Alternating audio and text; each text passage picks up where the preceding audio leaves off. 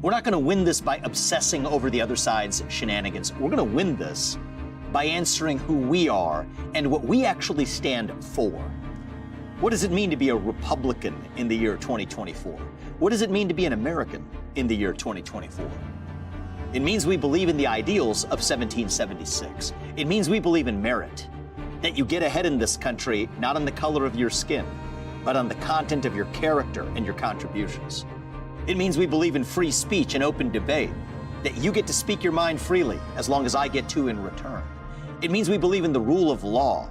In the seemingly ever-turbulent world of American politics, Vivek Ramaswamy stands out for his unfiltered honesty. The former presidential candidate has become a brutally frank commentator, challenging both opponents and his own Republican Party. Ramaswamy's direct approach bypasses typical political rhetoric, focusing instead on what he sees as the fundamental issues eroding American society. He emphasizes addressing root causes, arguing that Republican setbacks stem from a failure to offer a compelling vision rather than external factors. We were supposed to have a red wave in 2022, but that never came. They blamed Trump. They blamed abortion. But the real reason is that we got lazy. We railed against the Democrats, but without offering an alternative vision of our own. And I'm worried we're going to be in for a rude surprise this November unless we fix that starting right now. Think about it. Criticizing Joe Biden for his cognitive deficits over the last 2 years ended up backfiring. His cognitive deficits weren't a bug for the people who controlled him. They were a feature.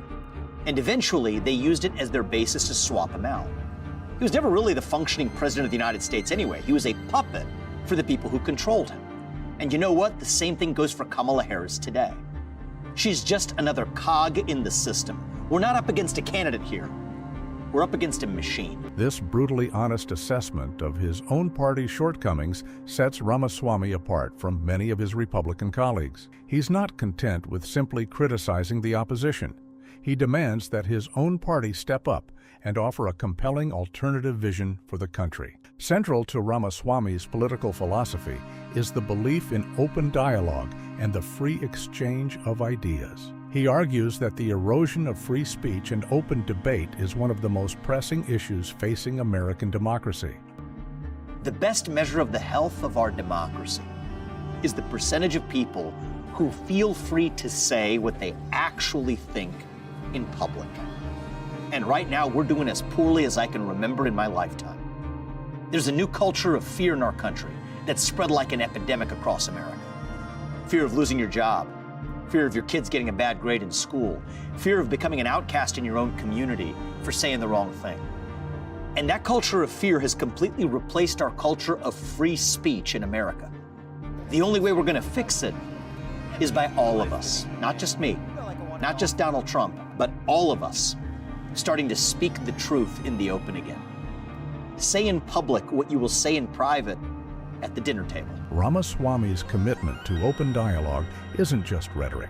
He actively seeks out diverse viewpoints and encourages challenging conversation. This approach is evident in his dinner discussions, where he brings together individuals with vastly different perspectives. I invited my personal friends with a diverse range of views to join us for dinner. You're not going to agree with everything they say, and you know what? Neither do I. Some of them are old friends from places like Harvard and Yale, not exactly bastions of conservatism in America. We brought together a Russian immigrant, a Jewish rabbi, a former ACLU-leaning Democrat, and a former Biden administration official at the same dinner table to have the conversations that we're not having in America today. So let's speak without fear and see what happens. That's how we're going to save our country. This unconventional approach to political discourse reflects Ramaswamy's belief that genuine dialogue across ideological lines is crucial for addressing the nation's challenges. He argues that despite the apparent divisions in American society, there is more common ground than many realize. But here's the dirty little secret that you won't hear from the media. It's not just Republicans who share those ideals. Most Americans actually do. I traveled this country as a presidential candidate last year, and if I learned one thing, it's that we're not really as divided as the media would have you believe. It turns out that 80% of us in this country share the same values in common. But here's the thing. They're afraid to talk about it in the open.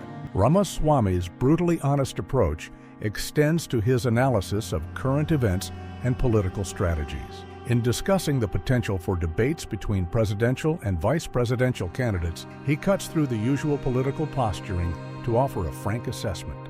Well, look, the reality is they want to go back to CNN, which has already hosted a debate, do the same format without any people in the room and likely biased moderators.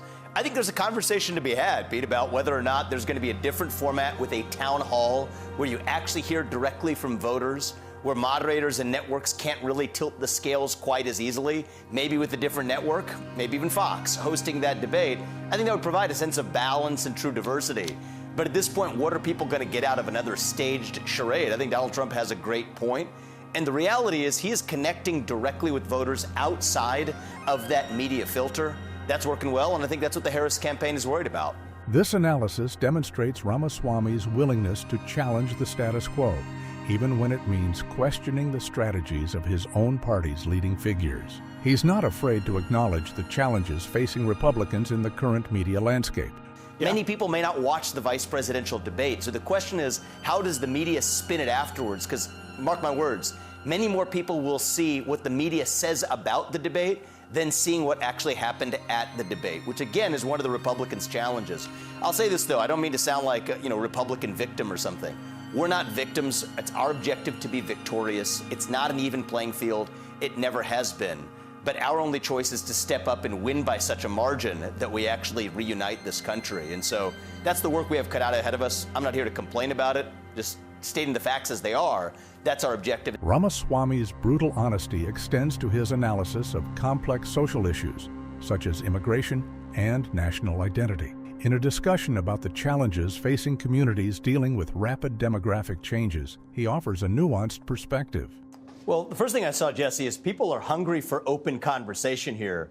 We had this event. It was initially supposed to be small. We expanded it. Turns out we had a venue capacity of a few hundred people. It was about 2,000 RSVPs. People were just hungry to have their voices heard. They've been told to basically shut up, sit down, do as you're told for too long. And I think people were just hungry to be heard. Were there some moments of tension? Yes, there were. Did everybody agree with 100% of what I had to say? No, they didn't. But I do think this is how we're going to get our country back, which is we're going to have to be able to talk to each other as citizens. And the ultimate blame lies at the feet of Kamala Harris and Joe Biden, who created these border and immigration policies that are causing places like Springfield, a place where I spent a lot of time as a kid, to now suffer. That's sad, but it doesn't have to stay that way. And I think the residents tonight actually had a lot of good, pragmatic ideas if people are just willing to actually listen to them. And I think we tried to do that tonight. This approach of engaging directly with affected communities and encouraging open dialogue on sensitive issues is characteristic of Ramaswamy's political style. He's not afraid to tackle controversial topics head-on, even when it means acknowledging uncomfortable truths or challenging prevailing narratives. Ramaswamy's brutally honest approach also extends to his policy proposals. When discussing immigration, he doesn't shy away from proposing strict measures, but he also seeks common ground. I also met with a group of Haitians in town beforehand. I met with city officials beforehand. And even with the group of Haitian community leaders, I posed the question to them and said, you know what? If somebody's going to be reliant on the welfare state or the entitlement state or government assistance as an immigrant, then I don't think we should let them in. And the thing that surprised me is not only did the people at the town hall agree with that, but even many Haitian migrants, when posed with that question, thought that was a fair criteria too. And I think that's one North Star we can use in our immigration policy going forward. If you're going to be part of the welfare state or a customer of the U.S. entitlement state, you're not going to be able to come to this country legally, and that's how we solve the problem. This willingness to engage with all sides of an issue, even those who might be expected to oppose his policies, is a hallmark of Ramaswamy's approach. He's not interested in preaching to the choir or scoring easy political points. Instead, he seeks to find practical solutions through open dialogue and honest engagement. Throughout his various interviews and discussions, Ramaswamy consistently returns to the theme of American identity and values. He argues that the nation's strength lies in its founding principles, not in superficial concepts of diversity. I think America's unique sense of national identity. Why am I a proud sixth-generation American? Freedom, the First Amendment, freedom of press, maybe less government, free markets, capitalism. It's almost an identity of a non-identity, which gives us the American dream, which is that we can live together with people that are very different like us with equal rights. And we shouldn't apologize for that in America. This unapologetic embrace of traditional American values, combined with a willingness to engage in open dialogue with those who may disagree, is at the core of Ramaswamy's political philosophy.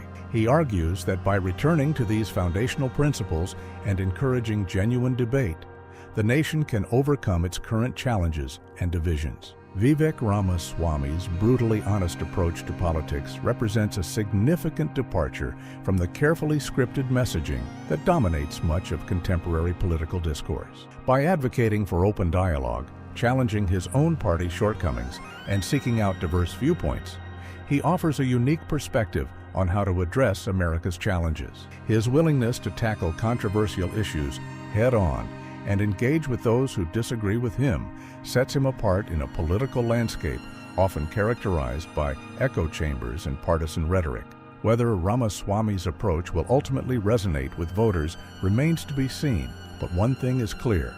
He is determined to speak his truth regardless of the consequences, in the belief that this kind of honest engagement is exactly what American democracy needs to thrive in the 21st century.